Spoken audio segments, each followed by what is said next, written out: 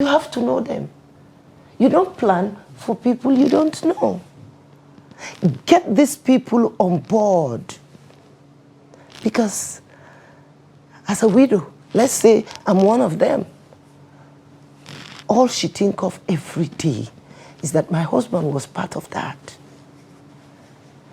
And letting widows understand that we are carrying you along. For the Nigerian army, I can speak for that because I've seen it. Schools are paid. Widows are recognized.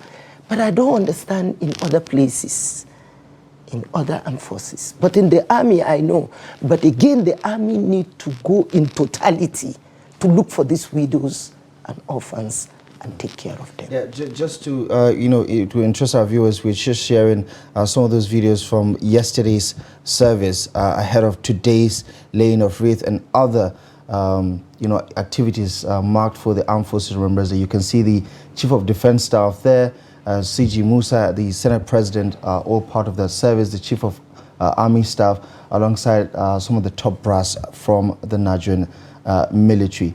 But in all sincerity, we've seen so many of the social media posts where disgruntled soldiers have talked about their poor living conditions, even on the battlefield, for instance. And Nigerians have empathized and sympathized with them to say, listen, we're not, I get it. Going into the military is not necessarily about trying to live wealthy, opulent lifestyles because you're putting your life on the line. But there is a bare minimum that needs to be there to guarantee your safety, to guarantee the security of your own family.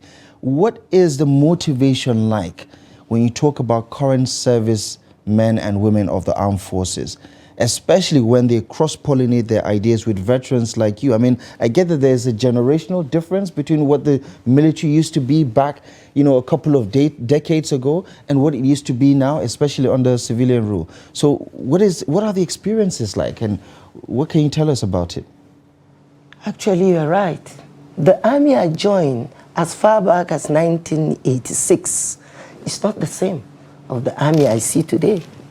Because as far back as 1986, joining the army is not all about what you get out of it, but what do you give to the system. And then you could see a soldier standing head to toe to say, I'm a soldier. But today, I looked at the army as a place where there are no jobs. Let me find myself there. And it's all about the alert that comes. But I bet you, even with this kind of soldiers, we still have good soldier who wants his country to be recognized, who want to be part of the system. And when you talk about welfare, my dear, it's all over. It's not just the army.